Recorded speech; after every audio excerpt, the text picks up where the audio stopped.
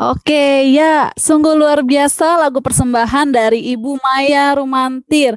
Sangat menyentuh hati kita ya Bapak Ibu ya. Yang setuju dengan saya boleh kasih jempolnya. Ya, selamat pagi saya ucapkan kepada Bapak Ibu yang telah hadir di acara seminar parenting pada pagi hari ini. Salam sejahtera untuk kita semua.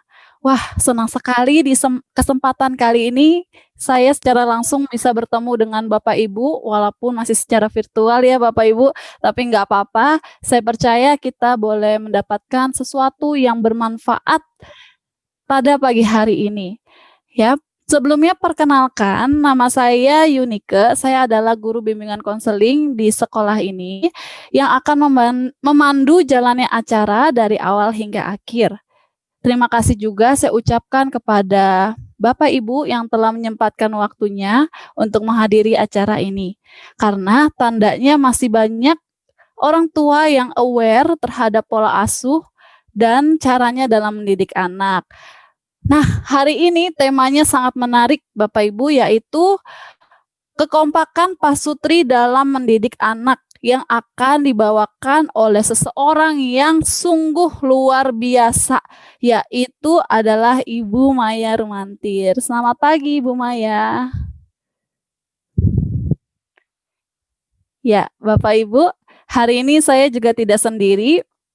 Saya ditemani oleh moderator yang sungguh luar biasa juga, yaitu adalah Bapak Bayu.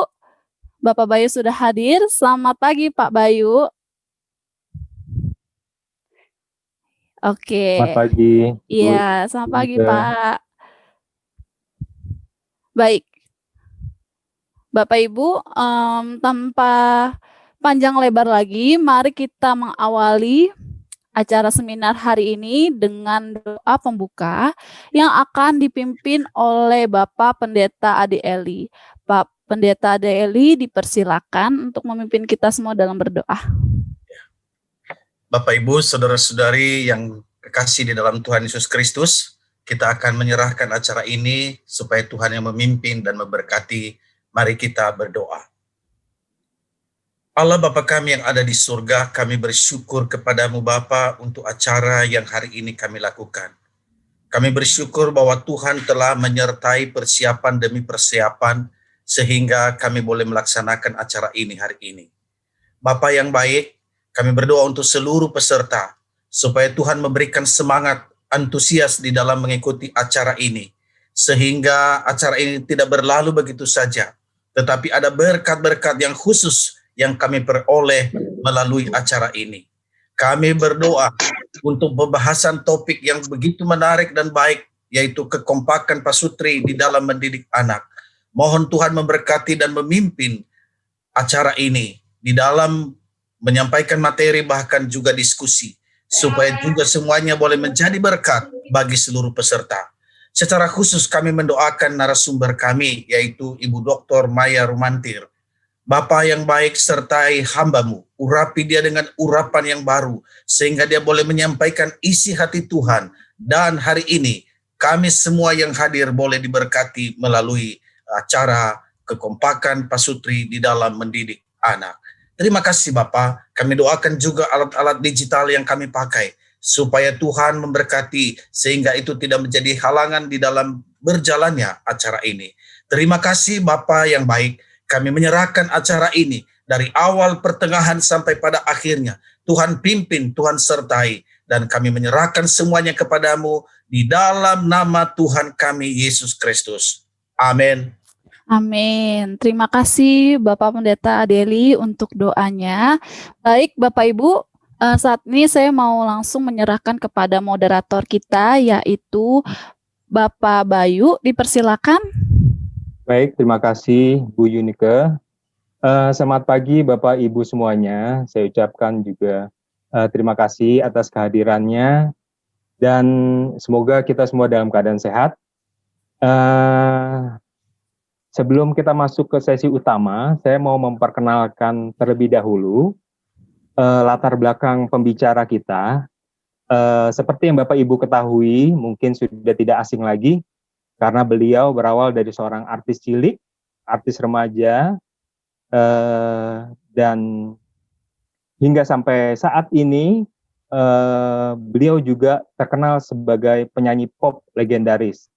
Dan banyak sekali penghargaan yang beliau raih dari masa ke masa. Dan beliau juga merupakan penyanyi musik rohani yang sudah kita dengarkan tadi. Baik, sekarang beliau sebagai Ketua Yayasan Maya Bakti Pertiwi dan menjabat sebagai Senator RI atau anggota DPR MPR RI di bidang pendidikan. Jadi tidak salah lagi kita mengundang beliau. Mari kita sambut Ibu Dr. Maya Rumantir, MA PhD. Selamat pagi, Bu Maya. Selamat pagi, Shalom. Shalom, Bu Salam Maya. sejahtera, Bu Gimana Maya. kabarnya? Puji Tuhan, luar biasa. Tuhan memberkati Puji kita Tuhan. semua. Iya, saya dengar Ibu Maya sekarang ada di Manado nih. Lagi reses di Manado dan sekarang ya termasuk resesnya juga melewati Zoom dan Wah, terima kasih nih. di sini sebentar sore juga masih ada resesnya juga dan istirahatnya di hari Minggu. Baik, terima Besok. kasih Bu. Di tengah-tengah kesibukan Ibu masih menyempatkan buat kami nih. Oke, kita langsung aja ya Bu, supaya karena terbatas waktu. Kali ini tema kita Bu adalah kekompakan pasutri dalam mendidik anak. Jadi ini sudah banyak pertanyaan-pertanyaan dari orang tua murid Sekolah Kristen Tiara Kasih sudah kami kumpulkan. Jadi langsung saja saya lempar pertanyaan ke Ibu Maya ya. Pertama, pertanyaannya, bagaimana sih tips sederhana menjaga kekompakan pasutri dalam mendidik anak, Bu? Bagaimana kekompakan pasutri dalam mendidik anak? Iya. Ya, puji Tuhan, terima kasih. Saya pertama-tama mungkin sampaikan bahwa saya menikah itu tahun ini 16 tahun. Dan putri saya, kami dikaruniai seorang putri, 1 orang. Sekarang berumur 15 tahun. Baru masuk SMA kelas 1, jadi lulus SMP. Sebelum saya menikah, juga telah menjadi konselor juga keluarga. Dan puji Tuhan, setelah mengalami, mempelajari, semua berakar dari firman Tuhan. Kita datang dari suku yang berbeda, latar belakang berbeda, Kristen tetapi satu Katolik, satu Protestan. Tetapi kalau kita sungguh-sungguh mencintai Tuhan dan menghidupi firman Tuhan, maka semua itu ada jalan keluar. Bukankah Yesus mengajarkan kita, aku ini jalan, kebenaran, dan hidup. Dan bersama Tuhan selalu ada jalan keluar. Selalu hubungan suami istri yang saya laksanakan itu belajar mendasari segala sesuatu dengan kasih. Jadi, dan menyadari bahwa tidak ada seorang pun itu sama. Kembar juga pasti berbeda, apalagi berbeda latar belakang. Oleh karena itu, karena Tuhan sudah memberikan rahasia kerukunan, rahasia kekompakan, maka dasari saja segala sesuatu dengan kasih. Itu yang saya lakukan. Yang kami lakukan bersama-sama. Jadi tips dasarnya adalah kasih, Bu ya. Seperti kasih yang didasari oleh firman Tuhan. Yang didasari oleh Tuhan, ya, firman Tuhan. Baik, pertanyaan kedua, Bu, bagaimana kiat-kiat agar perbedaan karakter di antara pasutri dapat menyatu dan kompak dalam mendidik anak? Ya, pertama masing-masing harus mengambil bagiannya. biasanya kalau di rumah itu kan yang lebih banyak dengan anak ya ibu ya. Bapaknya seringnya kan kerja ya di luar. Namun kita walaupun waktunya tidak selalu berjumpa, yang kita harus bangun, terutama kita sebagai ibu, namanya juga kita penolong ya, penolong pria, penolong suami. Memang secara otot laki-laki itu lebih kuat ya, tetapi secara spiritual harusnya ibu seorang perempuan itu lebih punya spesifikasi itu dekat dengan Tuhannya. Jadi mau lebih dekat, lebih hubungan intim gitu ya, sehingga harus banyak memang berdoa. Istri itu mendoakan keluarga, menjadi tiang iman dalam keluarga. Itu harus difungsikan. Jadi fungsi daripada istri itu harus benar-benar dihidupi, dilaksanakan dalam kehidupan sehari-hari. Istri jangan lalai, sibuk dulu langsung dapur beli bahan-bahan makanan dan sebagainya, tetapi juga pertama-tama bagaimana berdoa pagi-pagi, hubungan dengan Tuhan supaya menyerahkan semuanya kepada Tuhan, sehingga apa-apa yang sekiranya bisa menjadi sumber pertengkaran atau sumber perbedaan itu dengan doa itu pasti dengan bantuan Tuhan itu bisa tidak terjadi. Ya, jadi yang kita takuti, kata Tuhan, yang kita takuti itu seringkali yang terjadi. Tetapi kalau kita takutnya kepada Tuhan, maka Tuhan yang akan membereskan semuanya. Ya, jadi kekompakan di dalam perbedaan yang saya alami sih tidak terlalu berarti ya, karena kebanyakan istri itu yang fungsinya penolong itu harusnya banyak mengalah, banyak mengerti. Ketika kita menempatkan diri kita lebih banyak mengerti dan berusaha untuk selalu melayani, maka saya yakin sangat bisa mengurangi kemungkinan untuk adanya friksi-friksi yang tidak perlu hadir dalam keluarga. Baik, berarti saling melengkapi ya Bu ya, intinya. Saling ya. melengkapi, ya. Saling melengkapi, suami dan istri punya tugasnya masing-masing ya Bu ya. Ya, saling pengertian juga. Saling pengertian.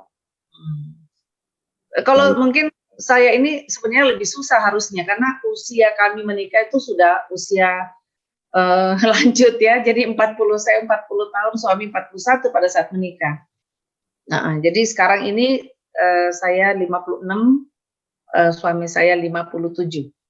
Jadi harusnya biasanya tuh kalau yang lebih muda itu kan lebih lama gitu ya, masa-masa pendekatan, pacarannya. Kita itu ada 3 tahun lah, cukuplah 3 tahun. Yang penting sebenarnya semua didasari dengan firman Tuhan dan kasih Tuhan. Baik. Ya. Pertanyaan selanjutnya Bu, jadi hal-hal apakah yang mendasari kekompakan orang tua dalam mendidik anak, sedangkan orang tua juga hasil dari didikan yang berbeda? Itu bagaimana Bu? Bagaimana, ulangi? Hal-hal apakah yang mendasari kekompakan orang tua dalam mendidik anak, sedangkan orang tua juga hasil dari didikan yang berbeda? Ya, seharusnya seperti mirip-mirip tadi ya. Jadi memang kita harus menyadari bahwa pertama menikah itu kan pasti 2 keluarga yang berbeda. Tetapi semua kalau kita kembali kepada Tuhan, kembali kepada ajaran-ajaran Kristus, yang dikatakan bahwa kasih Kristus adalah dasar hidup suami istri. Kasih Kristus adalah dasar hidup suami istri. Apa itu kasih Kristus? Kasih Kristus adalah itu kasih Tuhan terhadap jemaatnya yang rela berkorban sampai mati di kayu salib kan? Artinya cintanya tiada batas. Nah, begitulah seharusnya cinta kasih pasangan suami istri. Tidak bisa karena kepentingan duniawi ya. Nah, itulah harus didasari terlebih dahulu oleh motivasi yang benar pada waktu menikah. Gitu. Jadi make sure pasangan suami istri ini ingat akan janjinya di depan altar pada waktu menikah. Jadi akan setia, hidup rukun dan damai, setia kepada pasangan hidupnya dalam untung dan malang, dalam sehat dan sakit, dalam senang dan susah. Nah, itu janji yang diucapkan sebelum mengikrarkan atau memasang cincin. Nah, itulah janji ini yang disaksikan oleh Tuhan Yesus Kristus sendiri. Ini yang harus kita takuti, ya, harus kita takuti karena ini janji iman kita kepada Tuhan. Sungguh-sungguh komitmen dari pasangan suami istri ini di dalam membangun keluarganya. Nah, oleh karena itu kalau kita punya komitmen itu adalah sama dengan cincin, ya. Kita orang menikah itu kan udah pakai cincin, berarti kita sudah istilahnya diborgol, borgol kecil oleh Tuhan sendiri. Atau kita sendiri sudah menyerahkan diri kita diborgol oleh pasangan hidup kita sendiri. Nah, di situ di dalam cincin itu ada namanya, kan? Jadi kita ini milik siapa? Ya, di dunia ini tanggung jawabnya kepada siapa sebagai keluarga. Nah, seringkali terjadi masalah-masalah di dalam keluarga apabila melanggar janjinya. Jadi segala sesuatu yang diupayakan, ya, kesejahteraan, suami-suami mencari nafkah dan sebagainya, itu utama adalah mensejahterakan keluarganya dulu. Jadi kalau yang lain itu yang dilakukan harusnya kesepakatan. Kalau kita mau memberikan kepada siapa-siapa itu kesepakatan supaya tidak ada kebocoran-kebocoran di dalam rumah tangga. Masih ada kurang jelas? Ya.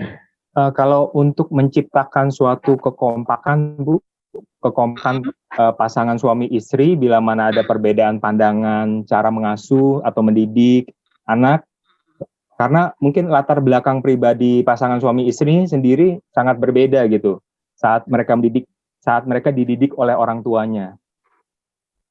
Itu gimana, Bu? Menciptakan suatu kekompakan pasangan suami istrinya bila mana ada perbedaan pandangan cara mengasuh anak. Ya, seharusnya kalau kembali lagi bahwa kembali kepada firman Tuhan bahwa apabila menikah itu laki-laki akan mengambil pasangannya sebagai seorang perempuan untuk menjadi istrinya dan meninggalkan orang tuanya. Istilahnya meninggalkan bukan berarti meninggalkan tidak menghormati. Menghormati itu harus sampai seterusnya, ya, sampai akhir, ya. Bahkan sudah meninggal pun tetap kita rasa hormat, ya, kita pergikan jasa ziarah dan sebagainya. Tetapi di dalam ikrar berjanji di rumah tangga itu yang terutama sekarang itu adalah nomor satu adalah pasangan hidup. Karena di dalam rumah tangga ini harus komitmen begitu. Jadi walaupun latar belakangnya berbeda, tetapi kalau pasangan suami istri, kita bicara tentang pasangan suami istri yang punya komitmen yang sama, harusnya mendasari segala sesuatu hukum-hukum Tuhan yang berlaku. Jadi walaupun perkataannya meninggalkan orang tuanya laki-laki, orang tuanya perempuan, bersatu dengan istrinya, itu artinya satu tubuh, ya, bersatu tubuh, ya. Karena tidak ada yang bisa gantikan. Biar orang tua kita nggak bisa seperti kekuatan ini yang dipersatukan Tuhan, tubuh, jiwa dan roh. Nah, itu ada yang tidak bisa digantikan oleh orang tua kita sendiri. Nah, di dalam pernikahan inilah melahirkan, di dalam satu tubuh ini melahirkan keturunan kita, putri kita. Nah, ini yang menguatkan, harusnya memberikan kita lebih lagi yakin bahwa pasangan kita adalah benar-benar dari Tuhan. Setelah, apalagi telah dikaruniai juga keturunan yang harus menjadi tanggung jawab bersama pasangan suami istri. Tadi kan latar belakang budaya dan pola asuh pasutri berbeda ya Bu ya. Bagaimana cara mencapai titik temu untuk sebuah landasan aturan dalam mendidik anak? Karena biasanya nih yang dominan yang lebih banyak menentukan aturan yang harus dituruti baik oleh pasangan maupun oleh anak-anak. Di dalam keluarga saya kebetulan kita sama-sama saling menghormati ya, saling menjalankan fungsinya. Jadi saya sebagai istri menjalankan fungsi saya, suami juga menjalankan fungsinya. Jadi harusnya seperti itu. Suami harus menjalankan fungsinya, istri harus menjalankan fungsinya. Jadi tidak peduli latar belakangnya, tetapi fungsinya yang berdasarkan firman Tuhan. Jadi harus ya saya rasa semua agama, latar belakang agama kan punya firman Tuhannya, pasti mengajarkan bagaimana kiat-kiat kompak. Pertama itu memang saling menghormati, saling menghargai. Itu, saling menghormati, saling menghargai, dan kita melihat segala sesuatu bukan berdasarkan supaya saya menang atau suaminya menang gitu. Ini bukan menang-menangan ini. Ini bagaimana supaya mencari solusi terbaik di dalam mengurus rumah tangga. Gitu. Kalau ini secara umumnya ya, mungkin ada masalah-masalah yang detail nanti ditanyakan lagi. Baik Ibu. Pertanyaan selanjutnya nih Bu. Jika ada perbedaan pandangan suami dan istri dalam mendidik anak, siapa yang mengalah? Suami atau istri Bu? Tergantung kasusnya. Tergantung kasusnya gitu. Mungkin kasusnya ini dalam mendidik anak Bu. Seperti itu. Dalam mendidik anak. Sama-sama positif, artinya sama-sama positif dalam mendidik anak. Biasanya kalau suami saya itu serahkan kepada saya. Jadi karena lebih ke biasanya lebih kepada mamanya, istri. Ke mamanya. Iya. Baik.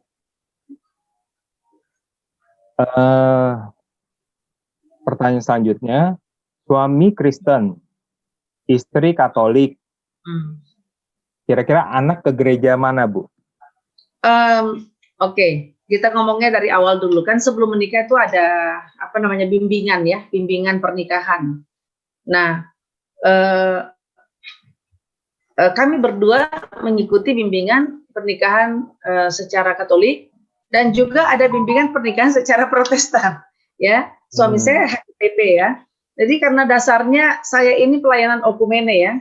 Walaupun saya Katolik, saya pelayanan okumene gitu. Interdenominasi gereja. Jadi kita pada dasarnya tidak mempertahankan denominasinya, tapi yang kita pertahankan ajaran Kristusnya. Nah, tujuan utama adalah bagaimana memenangkan banyak jiwa-jiwa datang kepada Tuhan.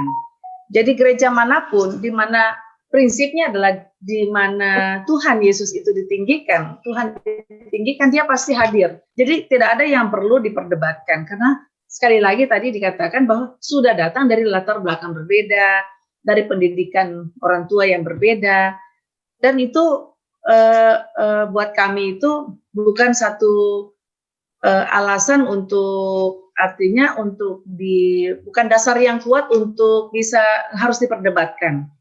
Karena intinya tujuan akhir kita kan masuk ke surga ya.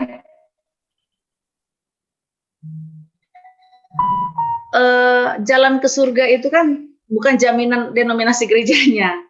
Jadi kalau anak saya, karena kita sudah menikah dan diberkati di gereja katedral, di gereja Katolik, jadi kami didikan anak saya sekolah di sekolah Katolik, dan itu sebelumnya tuh suami sudah tanda tangan.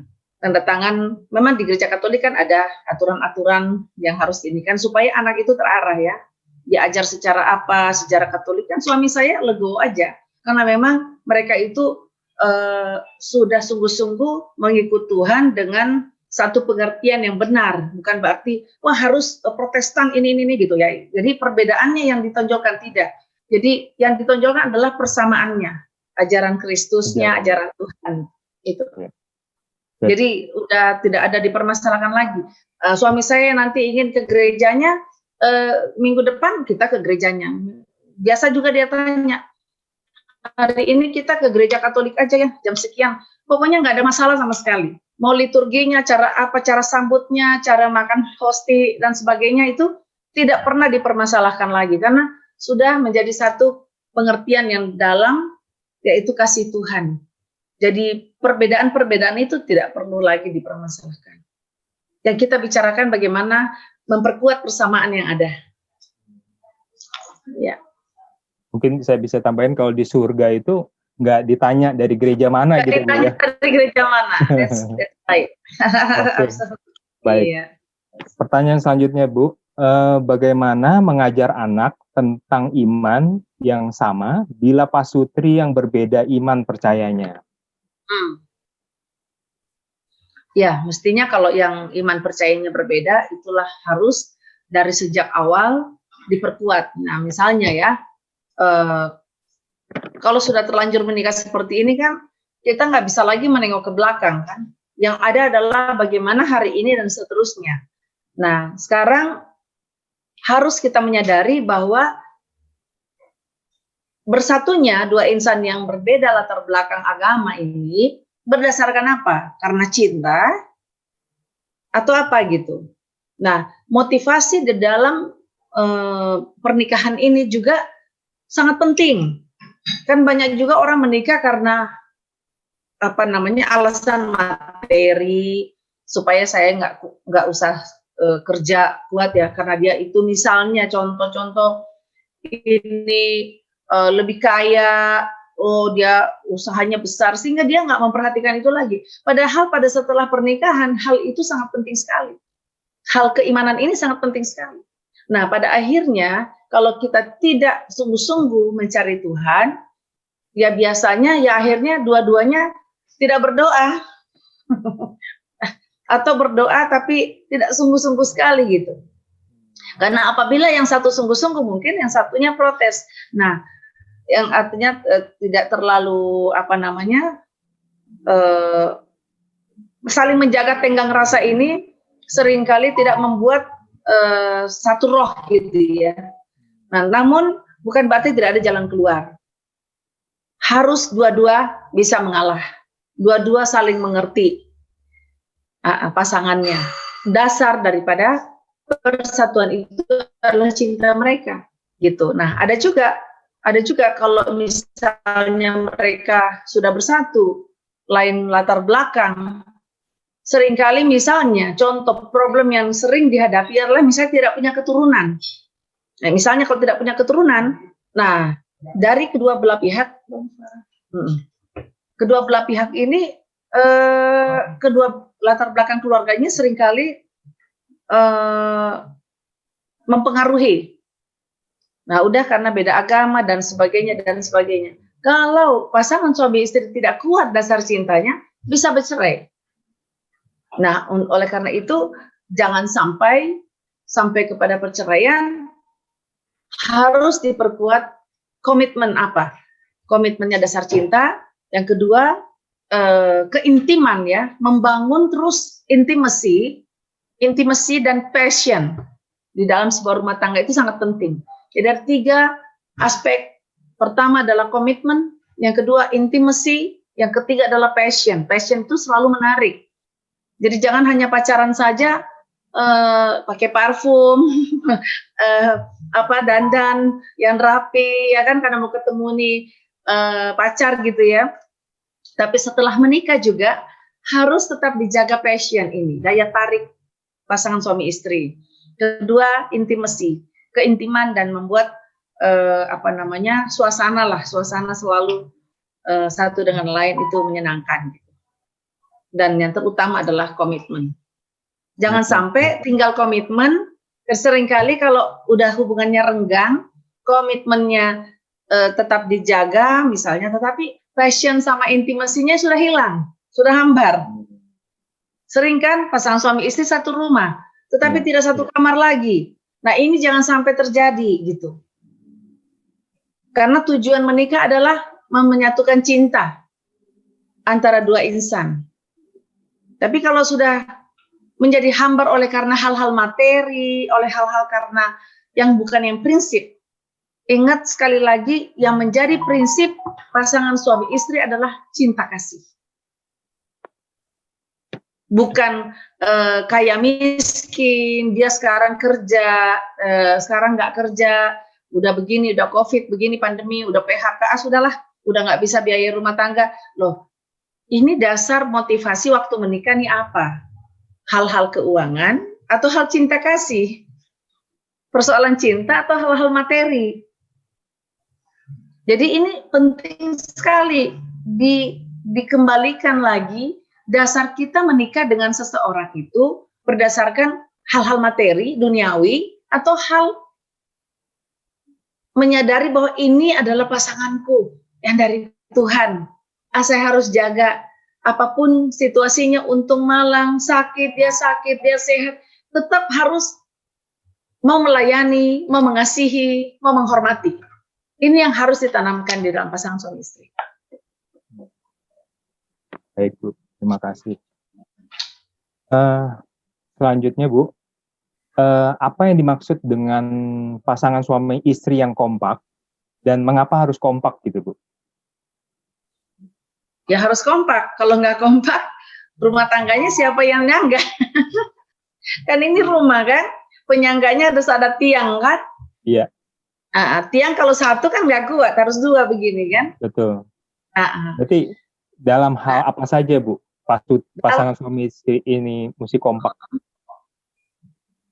Dalam hal apa saja? Dalam segala hal. Dalam segala hal harus kompak. Misalnya, misalnya aja sepakat ya, kalau di rumah ada kesempatan ya berdoa bersama ya kan. Kalau pagi masih bisa sama-sama, kalau suami masih tidur atau anak harus ke sekolah, ya paling tidak saya sebagai ibu, saya selalu mendoakan anak saya, kasih berkat sama anak saya.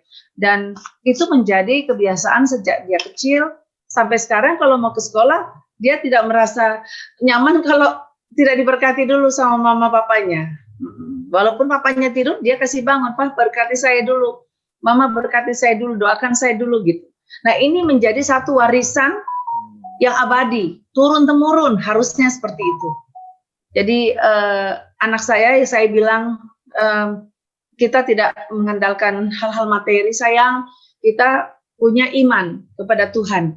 Dan materi itu bisa hilang, hal-hal yang dunia itu bisa hilang, sampai pengetahuan juga bisa hilang. Tapi yang tidak bisa hilang itu hubungan kita dengan Tuhan. Nggak bisa dicuri, iman tuh nggak bisa dicuri.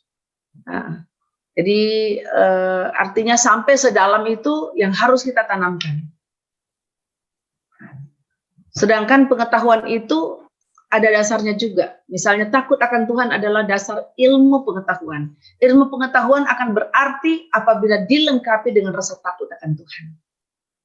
Itu yang saya tanamkan kepada anak-anak saya. Anak saya maksudnya, putri saya ya. Dan juga kepada anak-anak asuh, maksudnya tuh bukan anak asuh, orang-orang yang ada di sekeliling saya itu selalu saya tanamkan hal yang sama. Itu bisa tahu, Bu, yang yayasan yang Ibu pimpin itu Yayasan Maya Bakti Pertiwi itu kegiatannya.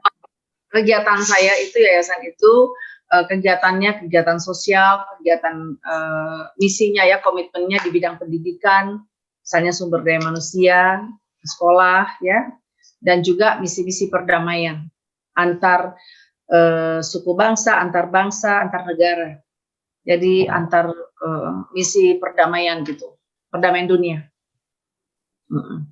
Dan juga membawa spirit perdamaian antar suku-suku bangsa. Misalnya kalau di salah satu wilayah daerah provinsi di Indonesia ada bermasalah, itu biasanya saya datang dengan tim dari Yayasan Maya Bakti Pertiwi untuk bawa misi sosial dan misi perdamaian.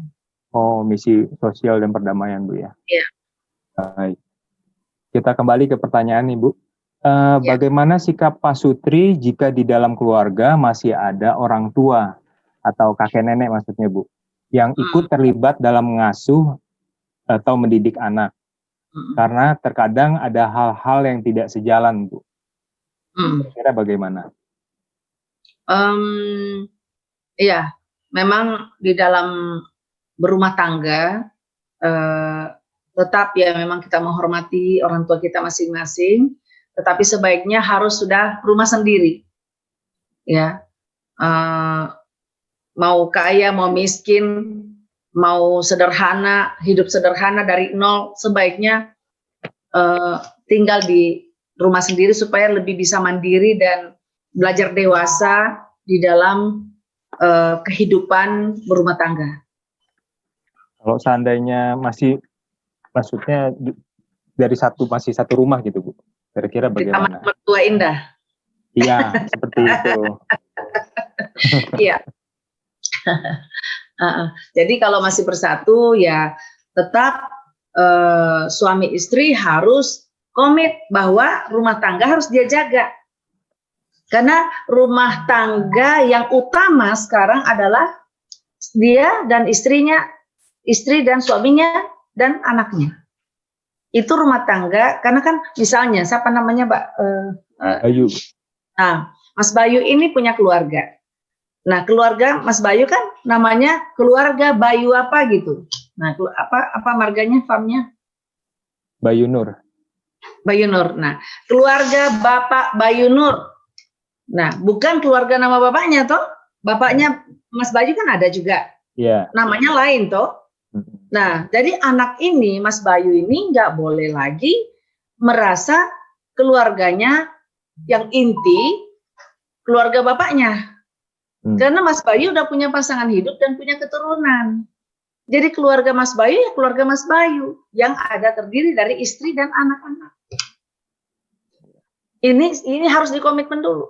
Tidak bisa gara-gara misalnya pendapat orang tuanya berbeda, terus langsung dikorbankan tuh pasangan kita, apakah suaminya, apa istrinya. Nah, ini yang sangat bahaya sekali. Harusnya baik istri maupun suami itu komit.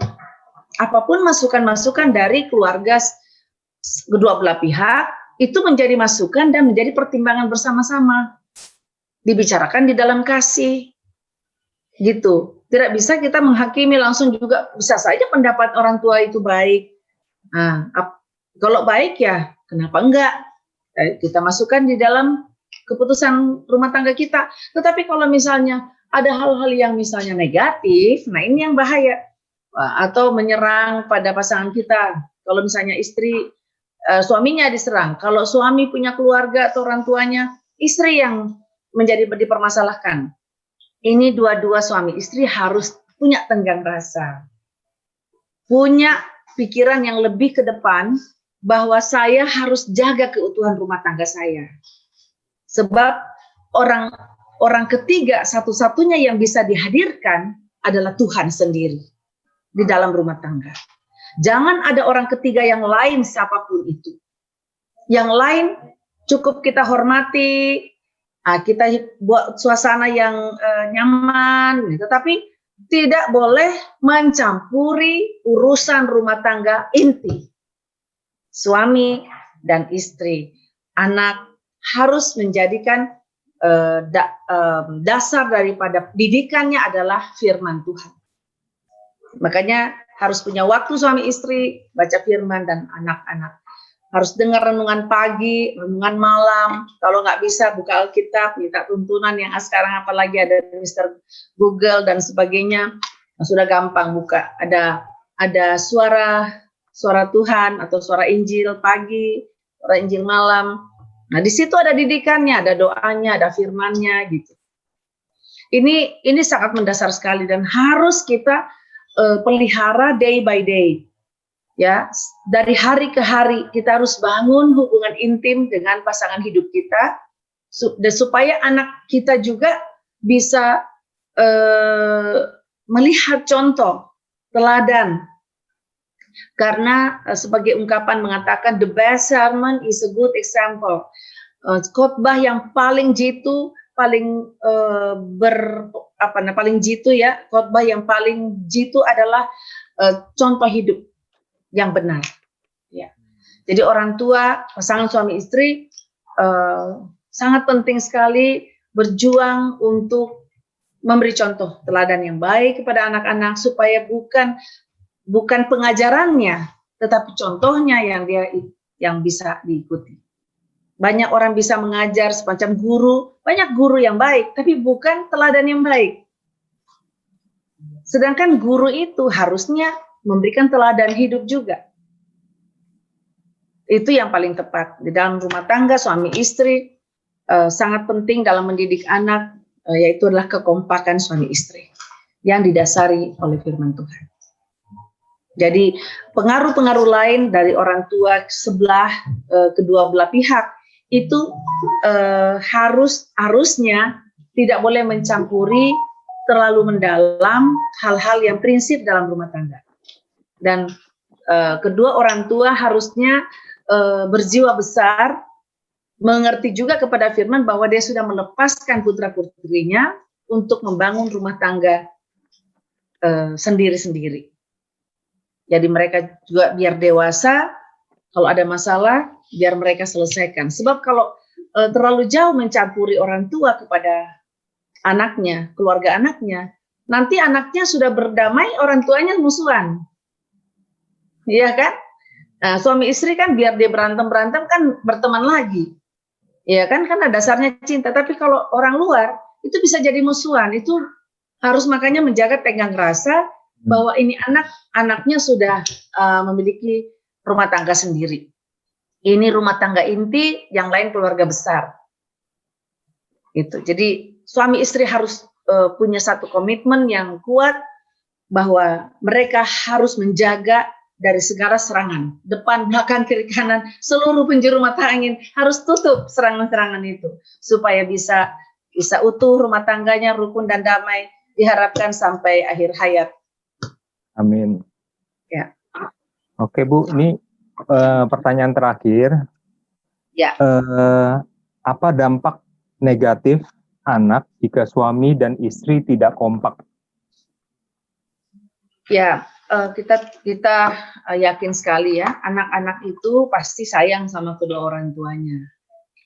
Jadi bingung dia lihat kalau papa mamanya berantem, yang mana yang mau dibela? Ya, karena yang ditanamkan kan ajaran hormati ayah dan ibumu. Jadi inilah yang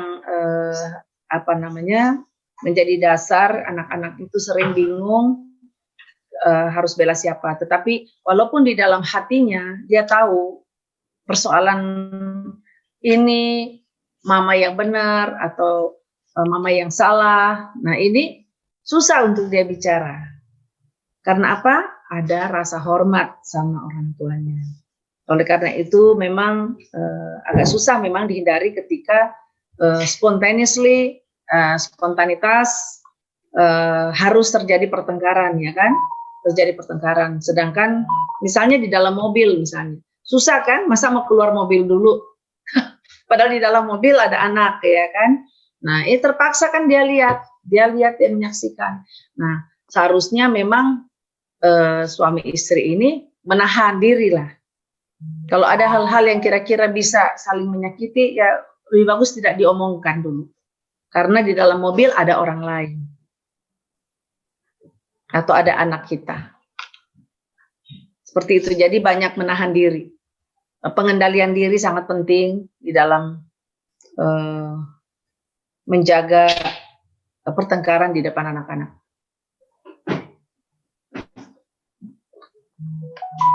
Ada lagi? Oke, baik Bu. Mungkin nggak afdol kalau seandainya kita nggak dengar suara emasnya dari Ibu Maya Rumantir ini. Kira-kira Ibu bersedia untuk mungkin ada pujian buat kita semua begitu? Oh iya, pasti. Saya undang putri saya ya, Kiara. Sini Kiara, saya kasih kenal sedikit, say hello sedikit sama Papa di mana? Oh ya, Kiara deh. Ambil di atas. Ini Putri sini. Oh, halo. Ini say hello. Kasih keluar. Ini yang kelihatan. Ya. Ini Putri saya. Coba berdiri, Nak. Nggak apa-apa. Ini Putri sulung ya? Umurnya Ibu, ya? 15 tahun. Putri sulung. Sulung dan bungsu. Sulung dan bungsu. Oh iya, iya. Iya, tunggal, anak tunggal. Anak tunggal. Iya. Jadi Kiara nyanyi ya. Nanti di belakang situ. Sini aja nggak apa-apa. Jangan nyanyi. Sini yuk kita nyanyi satu lagu apa ya? Bukan nanti Heal All the Nation. Ya kan? Kiara ambil ke kursi sini sama mama sini. Atau di belakang diri sini kelihatan kok. Berdiri sama Chandra. Heal All the Nation. Iya enggak? This is the time. This is the time. Naik satu. This is the time. Ya. Enggak. Oh ya. Nah, gitu. Saya ada album khusus ciptaan lagu-lagu saya. Memang tidak dijual di toko sih, tapi saya coba nyanyikan di sini. Biasanya saya bisa berikan gitu kalau ketemu langsung. Lagu apa nih? Oke, lagu ini berjudul Heal All the Nation. Saya ciptakan tahun 2003 ketika Yayasan Mai Bakti Pertiwi dipercayakan oleh United Nation Information Center itu mempercayakan kami menyelenggarakan Hari Perdamaian Internasional, dan Tuhan memberikan hikmat membuat lagu yang berjudul Heal All the Nation. Semoga menjadi berkat bagi kita semua, khususnya para keluarga-keluarga yang mendengarkan acara ini. This is the time, oh Lord, this is the time. Into my heart, oh Lord, into my heart. The time to be one. We come to you with a humble heart. We come together, now seeking your face, seeking forgiveness.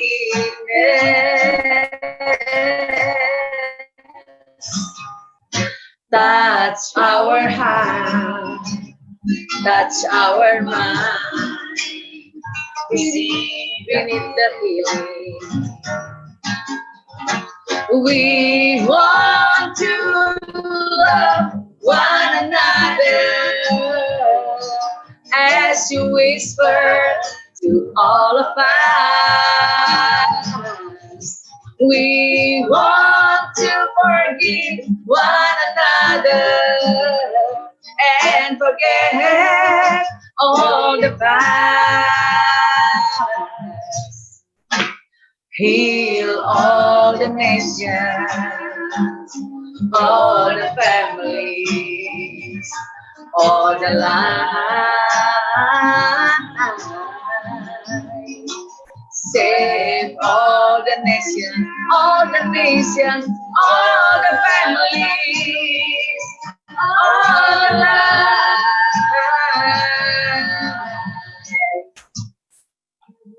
All the nations, all the families, amen. All the lives. Save all the nations, all the nations, all the families, all the lives. Heal all the nations. Heal all the nations. Heal all the nations.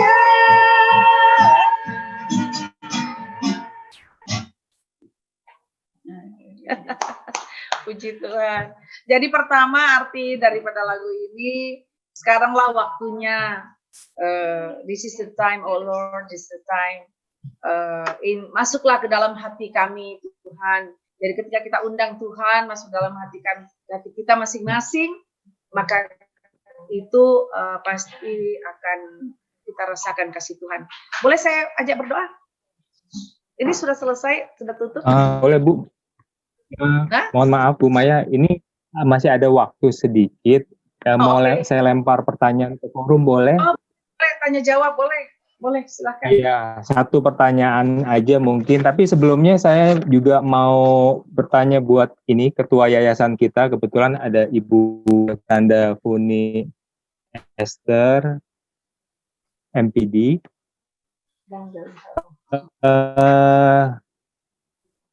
Ibu Funi bisa orang tua juga, orang tua murid. Bagaimana peran sekolah untuk menolong pasuti yang tidak kompak, Bu?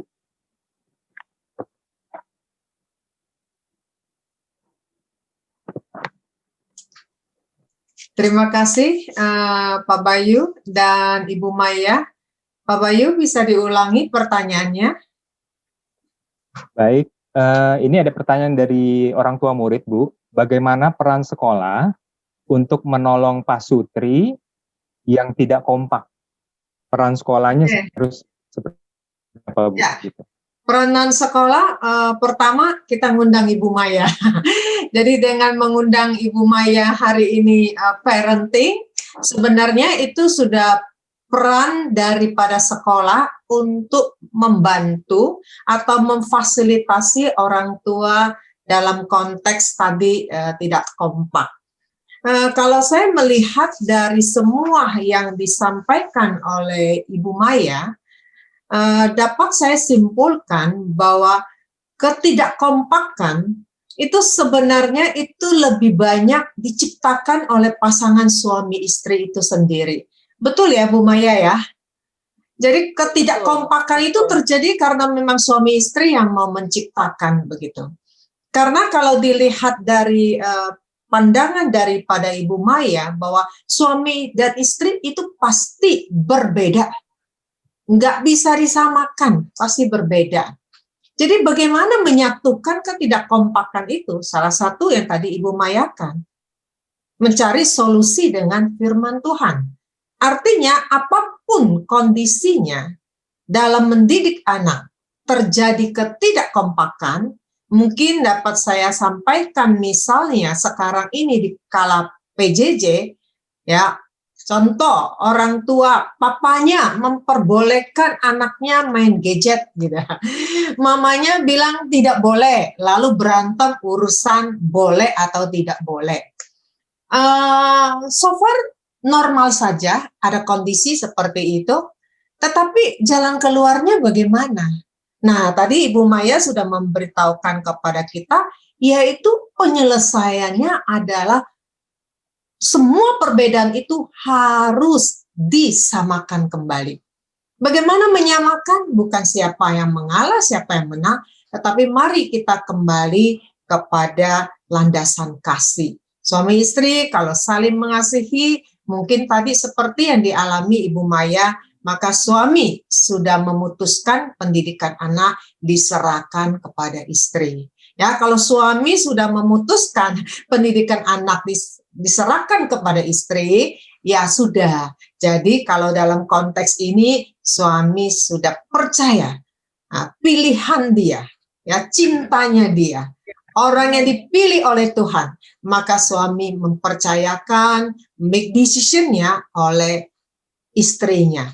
Jadi Pak Bayu kalau ditanya peranan sekolah itu bagaimana ya? Tadi kita hari ini menghadirkan parenting yang mencoba membantu orang tua untuk punya paradigma yang sama dalam mendidik anak. Tetapi di dalam konteks persekolahan, kami juga sering menemukan ada case-case di mana orang tua memang tidak kompak begitu. Contoh misalnya, anaknya nilainya misalnya tidak baik di sekolah, misalnya ya, katakanlah dapat nilai kurang baik. Lalu kami memanggil sekolah, ya, ayo suami istri datang bersama-sama. Ujung-ujungnya cuma istri yang datang, lalu suami tidak datang. Nah, ini juga bisa di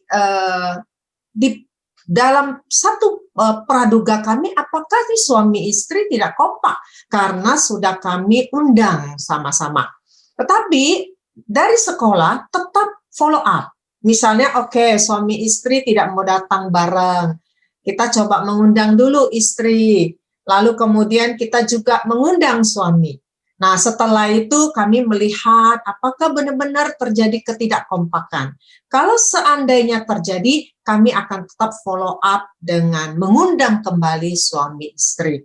Nah, puji Tuhan, di Sekolah Tiara Kasih memfasilitasi ada guru BK, bimbingan konseling, ada psikolog sekolah, ada terapis. Ya, kita akan mencoba membantu orang tua yang tanda kutip tidak kompak. Tapi kalau hari ini kita melihat apa yang disampaikan oleh Ibu Maya, saya pikir kembali semua audiens hari ini orang tua murid pasti tidak akan lagi tidak kompak ya. Karena benar-benar tidak boleh ada kamus tidak kompak di dalam mendidik anak. Karena apa yang sudah menjadi komitmen suami istri harus betul-betul dijalankan peranannya ketika dalam proses mendidik anak. Tetap harus kompak. Itu kuncinya. Istilahnya kalau kita bilang, kalau si istri bilang tidak boleh main gadget, suami mungkin ada pikiran boleh, tetapi suami harus mendukung keputusan istri. Kalau istri bilang tidak boleh main gadget, suami juga akan di depan anaknya mengatakan, apa kata mamamu, turutilah. Ya kan? Apa kata mamamu, turutilah. Karena mamamu pasti punya baik, punya tujuan yang baik. Ya, saya senang juga tadi lihat Bu Maya mengatakan bagaimana kalau terjadi satu konflik ya. Saya rangkumkan tadi, akhirnya ujung-ujungnya siapa sih yang harus mengalah? Kembali tidak ada yang istilahnya siapa yang harus mengalah. Sama-sama ngalah supaya anak kita mendapatkan satu aturan yang jelas. Selama aturan suami dan istri itu beda, maka akan berdampak sangat negatif terhadap perkembangan anak. Jadi Pak Bayu, kami pihak sekolah mencoba membawa peranan menyatukan kembali atau memberikan satu solusi bahwa jangan pernah tidak kompak di dalam mendidik anak-anak. Demikian pandangan kami sebagai sekolah. Silakan Pak Bayu, teruskan. Baik, Bu Puni, terima kasih. Oke, kita langsung lempar saja pertanyaan ke forum ya, Bu Maya. Bu Maya, buat informasi aja, ini pesertanya hampir 200 orang lebih. Dari orang tua murid, juga ada guru-guru dari Sekolah Tiara Kasih. Mungkin bisa di chat kalau ada pertanyaan dari orang tua maupun mungkin dari guru-guru. Oh iya. Ini di chat juga ada Pak Robi mengucapkan terima kasih. Di chatnya Bu, Ibu Maya.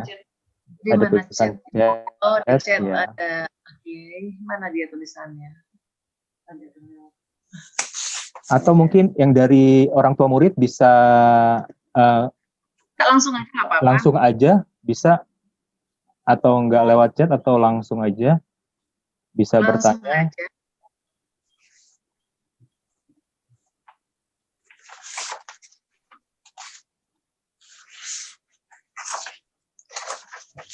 Mungkin ada satu pertanyaan Ibu Maya yang saya lihat ya. Ayah, jadi suami istri ini adalah sama-sama beragama Kristen ceritanya ya. Tetapi ayah ingin menyekolahkan anaknya ke sekolah Kristen karena sesuai dengan iman orang tua. Tapi si ibu ingin menyekolahkan anaknya ke sekolah yang beda, artinya bukan Kristen, dengan alasan itu sekolahnya lebih baik atau itu sekolahnya internasional. Bagaimana menurut ibu?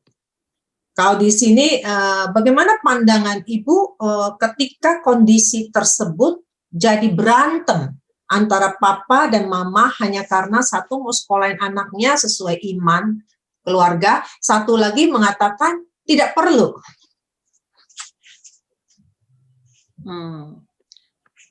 Saya jawab ya, Bu. Oke, silakan Bu. Coba kita juga tanya kepada anaknya, ya kan? Tentunya kita ukur-ukur juga nih anaknya kelas apa nih, SD, SMP, SMA gitu.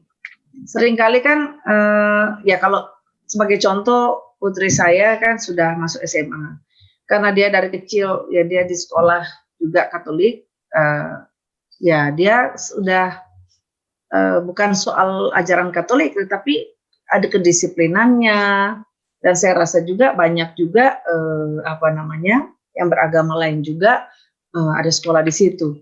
Nah, kalau menurut saya kasus yang terjadi itu kita lihat bukan apa yang baik buat kita, tapi apa yang baik buat anak kita ke depan, ya kan?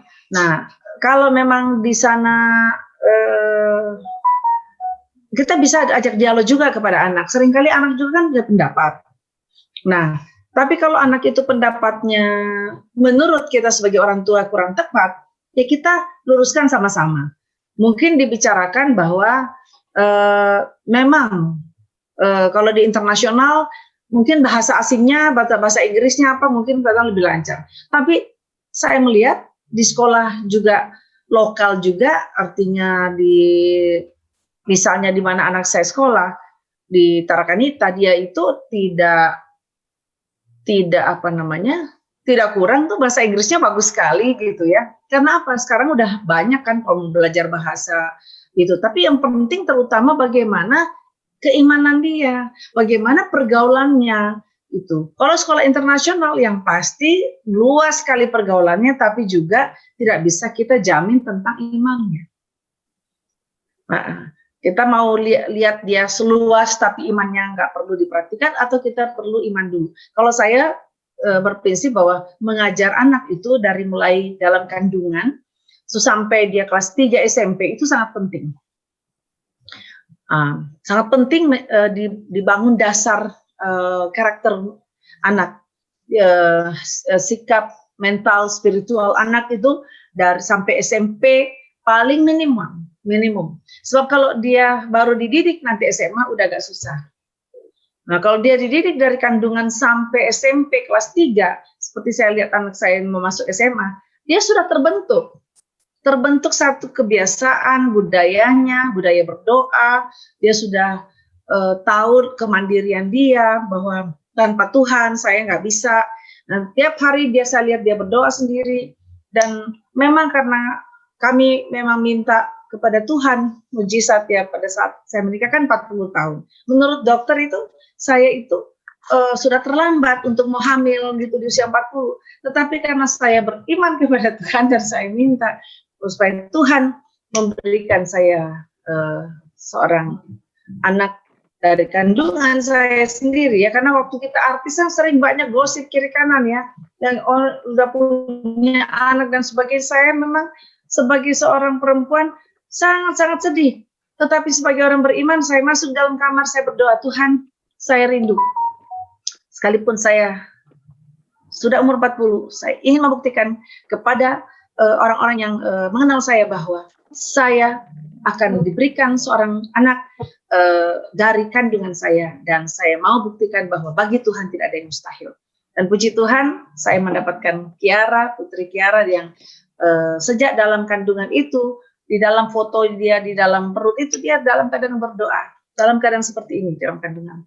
Dan saya percaya bahwa ketika kita ada satu kesepakatan suami istri untuk mau buat apa anak kita ke depan, berdasarkan iman dulu, atau pergaulannya. Nah, memang dari segi pengetahuan mungkin luas internasional. Tapi dari usia mana dulu?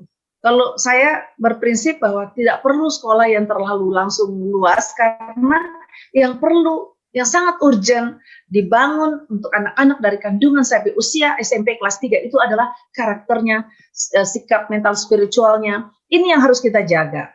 Jadi saya agak batasi dulu di situ, karena anak-anak kan tidak bisa ambil keputusan. Di mana sekolah, dia nggak mungkin ambil keputusan kalau masih kecil.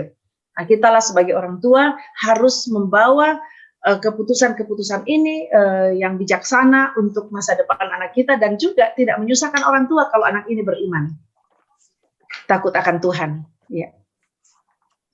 Saya rasa begitu, Mas Bayu. Ada satu lagi nih Bu, anak melawan mama dengan kata-kata kasar. Bagaimana sikap suami, Bu? Oh, kalau ini anak kalau ini artinya ini masalah umum ya. Iya. Ini soalnya tidak terjadi di keluarga saya, karena anak saya dari kecil didikannya memang takut Tuhan, hormat orang tua. Jadi nggak ada kata-kata kasar keluar dari anak saya selama ini. Kalau misalnya terjadi itu pada keluarga, dalam sebuah keluarga, harusnya suaminya harus bisa mengendalikan atau menetralisir suasana itu untuk mendidik anaknya bahwa tidak boleh kasar sama mama, ya, karena ajarannya adalah hormati mama dan papa, hormati ibu dan bapamu. Nah, kalau dia sudah mulai kata kasar, itu berarti dia sudah berdosa, ya, bisa durhaka lagi. Nah, ya harus makanya itu penting sekali sejak kecil, sejak bayi-bayi sekecil dari TK itu harus dididik takut akan Tuhan. Firman Tuhan harus menjadi dasar hidup mereka, sehingga tidak akan terjadi. Kalau dasar hidup firman dalam hidup manusia, jadi rohnya itu roh kudus, roh yang suci, roh yang kudus, maka roh setan tidak bakal masuk lagi. Nah, dia bisa berkata kasar kalau rohnya masih kosong. Karena setan bisa masuk, setan bisa mengajar yang salah. Gitu. Nah, ini ya puji Tuhan, karena kami mendidik anak kita dari kecil itu takut Tuhan, ajak berdoa, firman Tuhan, tidak pernah ada kata kasar, dan bahkan dia kalau dikasari di sekolahnya malah nangis. Padahal dia ketua kelas, dia apa. Jadi waktu saya terima rapor, saya tanya sama guru, kepala wali kelasnya, kira-kira kekurangan anak saya apa, Bu? Tolong ceritakan kepada saya. Gurunya bilang begini, kekurangan anak ibu itu terlalu baik, terlalu lembut hatinya. Jadi dia ketua kelas, tapi kalau ada wakilnya misalnya agak keras ngomongannya, itu dia sedih gitu. Nah, gitu. Jadi ini contoh-contoh yang saya bisa berikan, sehingga kepekaan, kepedulian sosialnya itu tinggi, dan dia selalu mengutamakan, karena saya selalu mengajarkan etika pergaulan, etika berbicara dengan orang lebih tua dan sebagainya. Jadi itu yang tertanam. Nah, saya harapkan sekali orang tua sejak kecil, mari didik anak dengan takut akan Tuhan, mendasari didikan itu dengan firman Tuhan, dibacakan tiap hari kan masih kecil ya. Jadi dengar firman itu sangat penting dalam keluarga. Hanya firman Tuhan yang bisa merubah hidup kita, bukan hanya indah kelihatan dari luar. Kan banyak anak-anak bertumbuh, wah pakaian bagus, cantik dan sebagainya, tapi sesungguhnya diajak bicara nggak ada kesopanan, sopan santun tidak ada, bahkan bisa melawan orang tua. Dan mungkin ini saya bisa, saya akan menghadiahkan sebuah lagu nanti sebentar, atau sekarang bisa. Ada satu buah lagu yang saya ciptakan, judulnya Indah Luar dan Dalam. Kalau memang masih ada waktunya, saya akan ada waktunya, Bu. Tapi satu pertanyaan lagi nih, Bu, dari chat nih, langsung dari forum. Ini Bu Maya, gimana solusi jika suami menargetkan anak cukup naik kelas saja, sedangkan istri memberi target ke anak masuk 10 besar di kelasnya? Haruskah ada target? Oke, Bu Maya, gimana solusi jika suami menargetkan anak cukup naik kelas saja, sedangkan istri memberi target ke anak masuk 10 besar di kelasnya? Haruskah ada target untuk prestasi anak Di sini si anak dalam akademis masih kurang, ada beberapa kelemahan, tapi ada juga kelebihannya. Jadi bagaimana Bu solusinya? Iya, ini satu hal pertanyaan yang sangat baik sekali dan sangat penting sekali dan begini, menurut Kak saya ya, yang pengalaman saya dalam keluarga ini, kami tidak pernah menargetkan anak itu harus seperti ini, harus seperti itu. Tetapi kita mengalir saja. Kita punya prinsip di dalam keluarga itu, takut akan Tuhan itu awal ilmu pengetahuan. Kita mendidiknya sehingga menggiring dia untuk memiliki satu pandangan sendiri ya tentang masa depan. Maksudnya kita dalam cerita-cerita yang kita bangun setiap hari sehingga ada kesimpulan bagi anak itu bahwa oh, untuk mencapai kesuksesan berarti kita harus di sekolah harus bagus dan sebagainya. Dan suasana di dalam percakapan kita dalam keluarga itu seringkali sangat menentukan sikap anak terhadap sekolahnya sendiri, semangat belajarnya. Dan saya bersyukur bahwa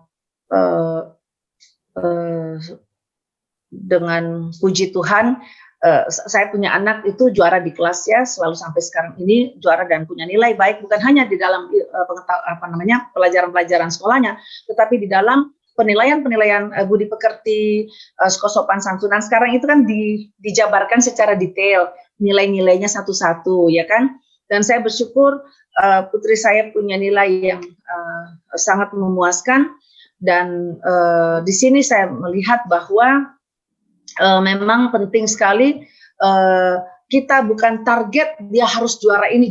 Nanti anak itu bisa stres. Ya, tidak perlu dia akan berjuang sendiri ketika kita cerita mungkin indirect ya. Kita indirect cerita-cerita tentang contoh-contoh orang yang berhasil seperti ini, orang yang gagal seperti ini. Jadi anak ini nanti tidak merasa didikte harus juara segitu, itu bahaya, bisa stres anak ini. Dia akan mungkin dia kejar, tapi pertumbuhan mental spiritualnya itu tidak normal gitu. Akhirnya nanti satu waktu kalau dia tidak juara, dia down. Nah, sedangkan yang penting di dalam hidup ini adalah kesehatan. Pertama harus sehat, jasmani, nah, baru dia bisa sehat jiwa. Nah, kalau dia sehat jiwa, dia bisa melakukan apa saja ya. Nah, sebelumnya itu tentunya didasari dengan kesehatan rohaninya. Kalau rohaninya dia bersih, dipimpin oleh Roh Tuhan, maka dia menginginkan hal-hal yang positif selalu terjadi dalam hidupnya. Dia akan bisa memerdekakan hidupnya dari hal-hal yang negatif. Jadi make sure di dalam keluarga, mari kita tanamkan satu budaya tertawan oleh firman Tuhan. Kita ditawan oleh firman Tuhan, kita diikat oleh kasih Tuhan, sehingga kita tidak mau lagi berharap sesuatu yang tidak membangun dalam hidup kita dari luar. Jadi ini yang saya lihat kebetulan di keluarga kita tidak pernah menargetkan anak harus juara yang nomor 1, ranking 1, ranking 2, tetapi anak itu sendiri yang punya kesadaran bahwa saya ingin yang terbaik, saya ingin ada. Jadi sehingga dia sendiri akan mengontrol dirinya sendiri. Yang tugas orang tua adalah bahwa kejarlah ilmu yang terbaik ya setinggi-tingginya, tetapi harus didasari dengan pengertian yang benar akan apa arti hidup ini. Itu segala sesuatu tidak akan berarti kalau kita misalnya jadi sakit ya, karena banyak juga yang keluarga atau orang tua harus memaksakan anaknya itu mendapat juara tapi akhirnya dia harus sakit gitu. Nah itu jangan sampai terjadi. Di dalam mendidik anak harus betul-betul kita jaga yang utama bukan juaranya, tapi bagaimana dia bisa bersekolah dengan baik. Dan kalau memang tentunya jangan sampai bilang oh kalau gitu nggak juara nggak usah, nggak apa-apa juga gitu, bukan begitu. Tapi biarlah motivasi itu tentunya kalau dia juara 1 bagus sekali ya kan. Nah, tetapi jangan sampai kita tidak siap dengan hal-hal yang lebih buruk dari itu. Baik, terima kasih Bu Maya. Mungkin ini waktunya sudah di penghujung. Ya. Mungkin ada yang mau disampaikan tadi Ibu Maya? Mau nyanyi? Saya mau sampaikan, saya mau sampaikan sebuah lagu ya, hadiahkan lagu ini karena ini lagu juga saya ciptakan dari hikmat Tuhan, indah luar dan dalam, mudah-mudahan bisa semakin memotivasi kita untuk memperbaiki hidup kita bukan hanya dari luar, memperindah hidup kita bukan hanya dari luar tetapi terutama dari dalam. Lagu ini berjudul Indah Luar dan Dalam. Enggak usah ya.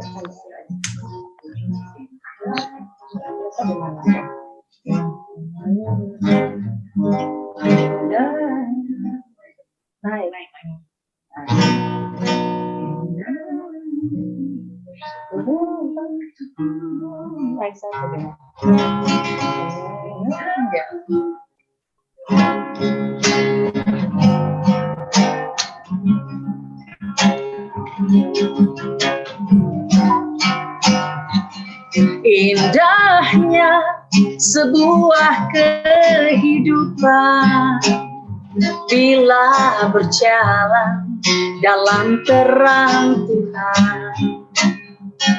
Cahayanya memancar keluar dari dalam lubuk hati. Selayaknya ku serahkan hidupku pada Yesusku, sumber kehidupan.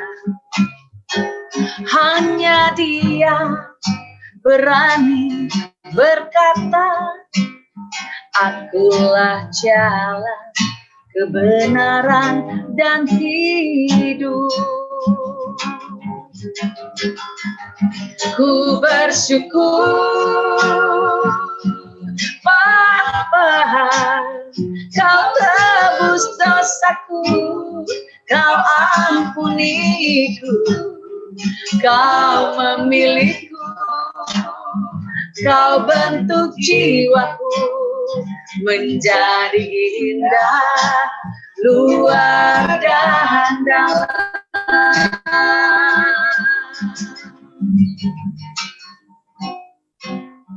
Saya mengajak semua Pak Sutri dan semua yang mendengar, datanglah kepada Tuhan dengan penuh keberanian, karena Tuhan adalah Bapa kita dan kitalah anak-anaknya. Apapun situasi masalah yang kita hadapi, datanglah kepada Tuhan, karena Tuhan sanggup menolong kita. Tuhan sanggup menjawab setiap kerinduan hati kita, pengharapan kita. Tuhan menjawab masalah-masalah kita dan memberi jalan keluar. Oleh karena itu, marilah kita menyatakan kepada Tuhan bahwa kita tidak mampu hidup tanpa Tuhan, dan minta Tuhan merubah hati kita, cara berpikir kita sebelum merubah orang lain. Karena firman Tuhan itu sanggup merubah yang tidak baik menjadi baik, dan yang tidak mungkin menjadi mungkin, bahkan yang tidak ada menjadi ada. Indah luar dan dalam. Mari kita kejar itu semua. Selayaknya ku serahkan hidupku, pada Yesusku, sumber kehidupan.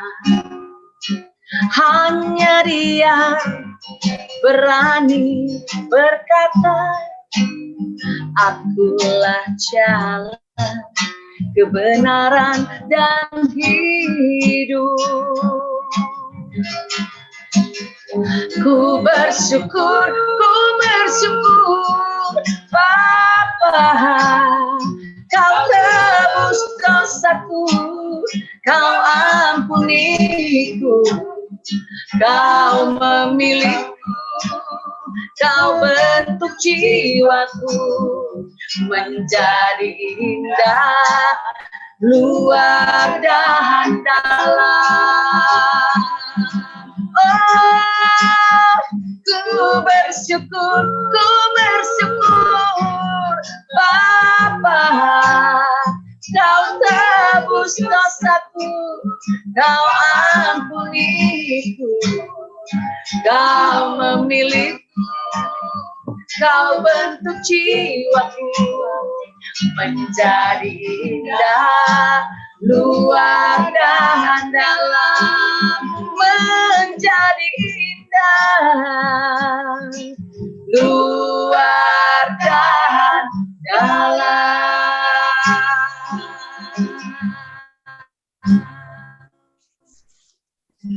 Terima kasih, puji Tuhan. Semoga apa yang disampaikan dapat memperkuat iman kita kepada Tuhan dan menjadi berkat bagi kita semua untuk mendidik anak-anak kita, dimulai dari kita sendiri. Karena perubahan harus dimulai dari diri kita sebagai orang tua, sebagai suami istri, dalam mendidik anak memang diperlukan kekompakan. Biarlah kita semua belajar untuk saling mengalah, dan saling juga menghargai, menghormati satu dengan yang lain, apapun latar belakang itu, misalnya berbeda, dari suku berbeda, dari agama yang berbeda, tetapi biarlah pernikahan atau kita membangun pernikahan, memperkuat itu semua didasari dengan cinta kasih yang dari Tuhan. Sekian dari saya, Tuhan memberkati kita semua. Shalom. Hai. Terima kasih Bu Maya. Sesi berikutnya saya mau langsung melemparkan ke Ibu Puni Esther. Ya, terima kasih. Shalom Bapak Ibu sekalian. Shalom khusus buat Ibu Maya. Terima kasih kepada Pak Bayu sebagai moderator kita. Bapak Ibu yang saya kasihi, saya atas nama yayasan, kemudian guru, kepala sekolah, dan juga Ibu Maya, seluruh orang tua siswa, khususnya di sini kami ada parents community, mengucapkan terima kasih luar biasa atas kehadiran Ibu pada pagi hari ini. Ibu Maya, saya sangat mengagumi Ibu. Dari remaja selalu mendengar suara Ibu, dan kita tahu Ibu Maya memiliki suara emas yang luar biasa ya. Dan pada hari ini kami sungguh-sungguh merasa bahwa Ibu juga memberikan satu keteladanan kepada kami semua. Boleh katakan mungkin pertanyaan-pertanyaan yang tidak katakan konteksnya dijawab dengan sebuah sharing keteladanan hidup.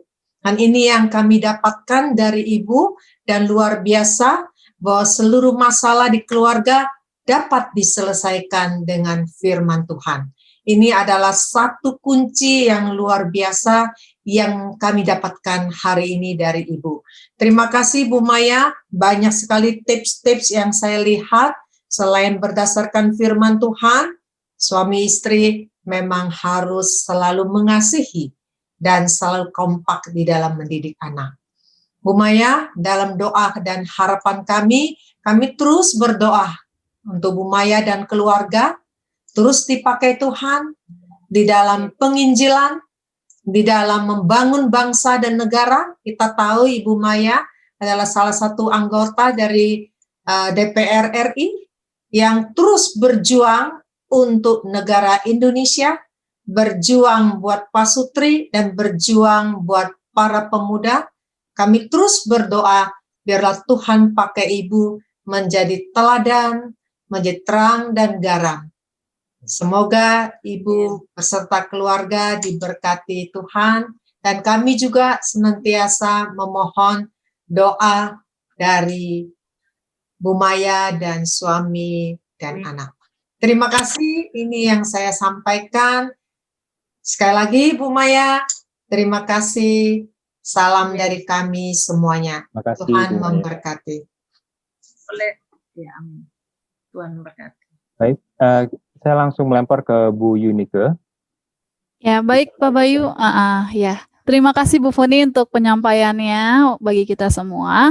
Dan terima kasih juga untuk Ibu Dr. Maya Rumantir. Luar biasa sekali hari ini penyampaiannya bagi kami semua. Kami sangat mendapatkan sesuatu yang bermanfaat hari ini. Mari Bapak Ibu kita mau kasih tepuk tangan secara virtual yang akan kita berikan melalui reaction yang ada ya. Oke. Terima kasih untuk kesempatannya hari ini Ibu Maya dapat hadir bersama dengan kami. Saat ini sudah ada di penghujung acara. Mari kita mau menutup acara hari ini dengan doa yang akan dipimpin oleh Ibu Susi Angkawijaya. Ibu Susi, persilakan untuk menutup kita semua dalam doa. Selamat siang Bapak Ibu. Mari kita semua menutup acara ini dengan doa bersama. Mari Bapak Ibu kita berdoa. Allah Bapa di dalam surga, kami mengucap syukur atas berlangsungnya acara talk show Kekompakan Pasutri di dalam mendidik anak yang diselenggarakan oleh Sekolah Kristen Tiara Kasih bersama Ibu Dr. Maya Rumantir. Terima kasih Bapak atas pimpinan-Mu sehingga acara talk show ini dapat berlangsung dengan lancar dari awal hingga akhir tanpa kendala. Kami juga bersyukur karena Engkau telah menggerakkan hati para orang tua, sehingga acara hari ini banyak orang tua yang bisa menyediakan waktunya untuk hadir di dalam acara talk show ini. Tuhan, kami mohon berkatilah Ibu Maya Rumantir beserta keluarganya, agar dimanapun beliau berada, kiranya Tuhan tetap memakai Ibu Maya untuk bisa melayani-Mu dan melayani sesama, sehingga banyak orang dapat merasakan berkat Tuhan melalui pelayanan Ibu Maya. Berkati juga Sekolah Kristen Tiara Kasih dan seluruh pihak-pihak yang telah ambil bagian dalam acara ini, sehingga kiranya Tuhan selalu memimpin Sekolah Kristen Tiara Kasih bersama segenap guru dan karyawannya, agar dimampukan untuk selalu menjadi jembatan berkat bagi para orang tua, murid-murid, dan masyarakat di sekitarnya. Terima kasih Tuhan, talk show ini memberikan banyak manfaat dan pengetahuan bagi kami. Kiranya Engkau juga melimpahkan hikmat dan kebijaksanaan kepada kami semua untuk bisa mendidik anak-anak kami dengan sebaik mungkin, sesuai dengan rencana dan tanggung jawab yang telah Engkau amanatkan kepada kami sebagai orang tua maupun sebagai guru pendidik. Jika sebentar lagi kami akan kembali ke aktivitas kami masing-masing, kiranya Tuhan tetap memimpin seluruh kehidupan kami, agar kasih karunia dan damai sejahtera dari Allah Bapa senantiasa menyertai kami semua. Di dalam nama Tuhan Yesus Kristus kami berdoa dan mengucap syukur. Amin. Amin. Terima kasih Bu Susi untuk doanya. Baik Bapak Ibu, demikian berakhirlah acara kita pada pagi hari ini. Sampai bertemu di acara-acara selanjutnya. Jangan lupa tetap hadir ya Bapak Ibu di acara selanjutnya yang lepasnya lebih menarik lagi dari materi-materi yang akan kita ambil. Ya Bapak Ibu, sampai jumpa semuanya. Boleh meninggalkan ruangan. Sampai bertemu lagi Bu Maya. Sampai jumpa di kesempatan yang akan datang. Terima kasih Bu Maya. Terima kasih Bu Maya.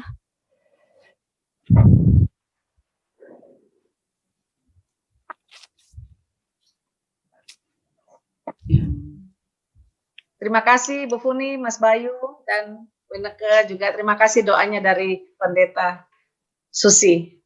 Tuhan berkati. Terima kasih. Amin.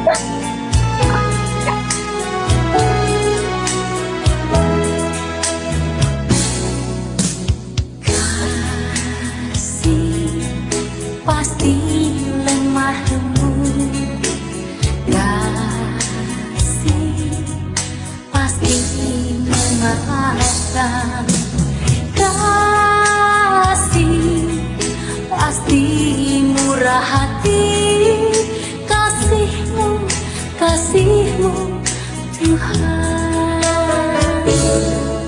ajarilah kami ini saling mengasihi, ajarilah kami ini saling mengampuni, ajarilah kami ini kasih-Mu ya Tuhan, kasih-Mu kudus tiada batasnya. Kasih pasti lemah lembut, kasih pasti memaafkan, kasih pasti murah hati, kasih-Mu, kasih-Mu Tuhan. Ajarilah kami ini saling mengasihi, ajarilah kami ini saling mengampuni, ajarilah kami ini kasih-Mu ya Tuhan, kasih-Mu kudus tiada batasnya.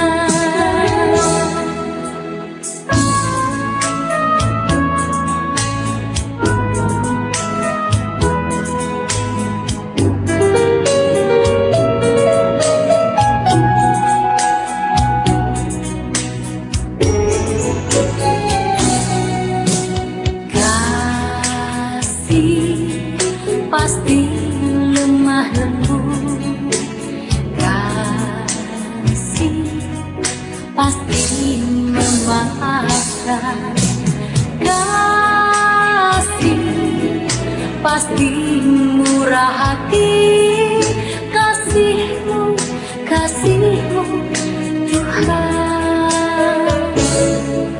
Ajarilah kami ini saling mengasihi, ajarilah kami ini saling mengampuni, ajarilah kami ini kasih-Mu, oh Tuhan, kasih-Mu kudus tiada batasnya. Ajarilah kami ini saling mengasihi, ajarilah kami ini saling mengampuni, ajarilah kami ini kasih-Mu, oh Tuhan.